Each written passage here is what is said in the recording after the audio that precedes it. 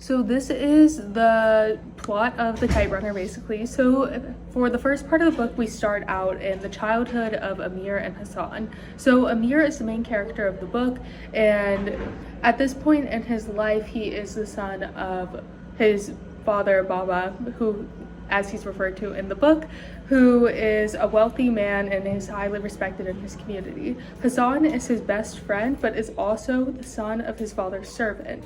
His father and that servant, Ali, also grew up together. So they have a relationship that sort of mirrors that.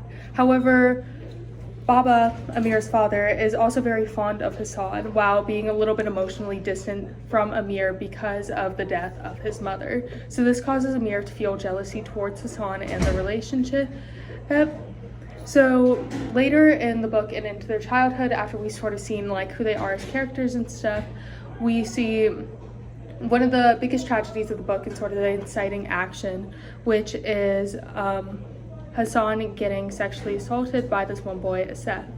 And Amir sees this and ignores it, and this leads to Hassan and Ali moving away. Later, after there's war in Afghanistan, Amir and Baba move away to America, which causes a lot of problems for them adjusting into the country. So after Amir and Baba move to America, Amir meets this girl, Soraya, and they have a relationship. Her father was a general in Afghanistan and knew Amir's father, so they're very close. However, by the time Amir and Soraya are getting married, Baba is dying essentially from cancer, lung cancer from smoking so much. So this is very devastating because at this point in the book, Amir and Baba have developed a closer relationship in spite of their earlier distance. However, at the end of this, Amir and Soraya are married, however they cannot have kids due to infertility issues. Later in the book, when Rahim Khan was a mentor figure to Amir, and when he is about to die, he calls Amir back to Afghanistan, where he's living in Pakistan for medical treatment. When he's there, Rahim Khan reveals to Amir that Hassan was actually his father's child and that he betrayed Ali by having a son with his wife. So this sort of messes up with Amir's perception of his father. However, there's a larger issue where Amir needs to go back into Afghanistan to go and get Hassan's kid, Surab. So during this, he has to go and fight Asef, who was the person who sexually assaulted Hassan earlier, because Asef is now part of the Taliban and is buying children. So he has bought Surab, so Amir needs to go and fight him in order to save Surab. They do get into a fight. Asef beats up Amir very badly. However, Surab saves him by slingshotting Asef into the eye. After this, Amir and Surab go back to Pakistan, where Amir receives medical treatment and says that he will take Surab home to America with him. However, this isn't as simple as he initially thinks it will be because of many immigration issues. This leads to him telling Surab that he might have to go back to an orphanage. However, this is not the case because his wife Soraya finds a way to get him a visa to America very quickly. However, by this time, Surab has already attempted suicide in order to not have to go back to the orphanage. Anyways, moving forward in time, Surab is okay. He is back. He is in America with Amir and Soraya. However, he is not speaking. The final scene of the book is Amir running a kite for Surab, which is emotionally significant because Surab's father, Hassan, used to run kites for Amir, and it's a real moment of freedom and pride for both of them. Now we're going to start talking about the main conflict of this novel, which is the kite running contest that takes place in Amir and Hassan's childhood. So in Afghani culture, the kite running contest is a big neighborhood gathering where all the children get to throw up kites into the air and have a competition, and whoever has the last kite standing, they get to cut their kite and show it off as a symbol of pride and victory. So Amir and Hassan have the last kite standing, and Hassan has to go and run the kite when it gets cut for Amir. And Hassan finds the kite in a abandoned alleyway in the middle of Kabul's markets. So he goes and grabs the kite, but that is where he's cornered by Asef, who's the main villain of the story, and he's the depiction of all the bad deeds and the true evil you can be in Islamic culture. So in that alleyway, Asaf sexually assaults Hassan, and Amir just stands there and watches. So now we're going to discuss how this conflict affected Amir.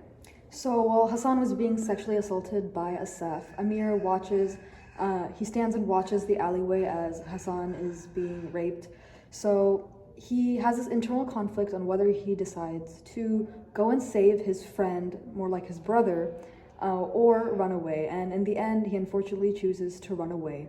So this cascades into a life full of regret and how he wishes that he chose a different path to save someone who he considered as close as his brother instead of running away. And yeah. Okay, so now I'm going to talk about the setting and the Kiterunner. The story first starts in Kabul, Afghanistan in the 1970s. During this time, Kabul is a thriving city which is full of culture. Amir comments that everyone agreed that my father, my Baba, had built the most beautiful house in the Wazir Akbar Khan district, a new and affluent neighborhood in the northern part of Kabul, highlighting the affluence Amir's family experienced at the time and the liveliness of Afghanistan. Later, after war breaks out in Afghanistan, Amir and Baba move to a small apartment in Northern California.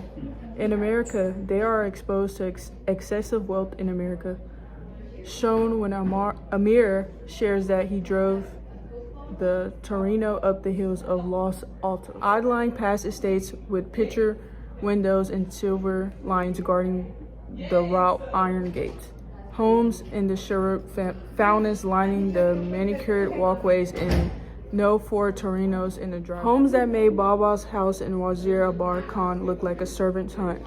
The highlights the difference between Afghanistan and America and why Amir and Baba struggle to adapt. However, Afghans in America bring their own district culture to America, seen through the development of outdoor markets. When Amir goes back to Afghanistan, the audience observes the difference between Amir's childhood Kabul and current Kabul. When visiting his childhood home, Amir comments the house itself was far from sprawling white mansion I remember from my childhood. It looked smaller. The roof sagged and the plaster was cracked. The windows were broken. The paint, once sparkling white, had faded to ghostly gray and eroded in parts. The front steps had crumbled. Like so much else in Kabul, my father's house was a picture of falling splendor. This reveals how war has destroyed the once lively culture of Kabul and caused destruction of many lives. Okay, so we're first going to talk about the characterization of the main character, Amir. So as a child, he has everything that he wants in terms of richness and toys and etc., except his father's love and approval, which is given to his best friend Hassan. So because he can't get that fatherly affection, Amir develops this horrible jealousy towards Hassan, and that leads into how he reacts to when Hassan is getting sexually assaulted. But towards the end of the book, we follow him taking care of Sarab, which is Hassan's son, and this shows his growth from a selfish child into a selfless adult because he sacrifices himself to try and save Sarab from getting trafficked by Asaf, which is the main villain. So we see him grow from a selfish child into a selfless adult. Next, we're going to talk about Hassan. Hassan is the definition of the scapegoat archetype. So he thinks it's his duty to sacrifice himself for others every single time. And so he sacrifices innocence in order to retrieve the kite for Amir, which is something Amir really wanted. And essentially, his son, Sarab, is an extension of his character for Amir. So both Hassan and Amir are very, very important to developing who Sarab is as a character. Additionally, Baba, he sets the moral bar for the story, especially because the whole story is in Amir's point of view, and Amir worships everything that his father does. So after they move to America, Baba has a really big difficulty accepting the change in his social status. He goes from being rich to poor, so that can be really difficult for Amir understanding because he practically worships everything that Baba does. And then finally, Rahim Khan, he is a mentor figure for Amir. He is Baba's best friend, and throughout the story we see him act as essentially the character of revealing the truth. He's like a soothsayer, I would say, and he provides a really, really big part of Amir's character arc in terms of revealing the truth and Amir understanding exactly what his family went through in Afghanistan. Okay, now to talk about some stylistic elements in the Kiterunner. One of the biggest symbols within the book is the physical kite itself. So this kite represents pride in a few different ways within the story. To some level, it represents Hassan's pride and his innocence, as when he goes through that tragedy, the kite goes through a similar destruction as he does, and it ends up a little bit torn up, similar to the way his pride and innocence is torn up. It also represents Amir's desire for his father's approval. So the entire reason for them trying to get the kite is because it would make Baba proud of Amir and show like he's his son. So that represents Amir's pride to some level, and it also represents the pride of the Afghani people to some level, because later in the story it's mentioned that kite flying is banned by the Taliban within Afghanistan, which sort of represents how they're trying to suppress the people there. Another symbol within the story is the pomegranate tree within the backyard of Amir's childhood home. So pomegranates are symbols in many different cultures. So they represent like fertility and growth to some level, which represents, so in their childhood, the pomegranate tree is like very healthy and full, which represents the growth of their relationship then. But pomegranates can also represent jealousy in a Persian culture. So this also sort of shows the jealousy like in their relationship, which is especially highlighted in the moment where Amir and Hassan get into a fight after Hassan's tragedy, and Amir throws pomegranates at Hassan. Later in the book, when Amir goes back to his childhood home, the pomegranate tree is dead, which represents how his and Hassan's relationship has dried up and crumbled over time, but also how like enlightening information about Hassan being his brother has sort of dried up that jealousy within him. Okay, so a really big central theme of the Kiterunner is the idea of redemption or forgiveness, and we really understand in the story that morality is not black and white. You can exist in the gray area. One really big example of this is Amir. He doesn't prevent Hassan from being sexually assaulted by Asaf, but he redeems himself later in the book by fighting the same evil villain, Asaf. He fights him to protect Sarab years after he failed to protect Hassan from the same fate. This basically shows like a second chance to fix his family and fix his blood debts. And a quote that portrays this is Amir says that Baba and I were more alike than I'd ever known. We both betrayed the people who would have given their lives for us. And Rahim Khan says that he summoned Amir to Pakistan to not just redeem Amir's sins, but also his father's. So all of this shows that you can be redeemed, or you can have forgiveness no matter how many bad things you do. Additionally, loyalty is another big central theme.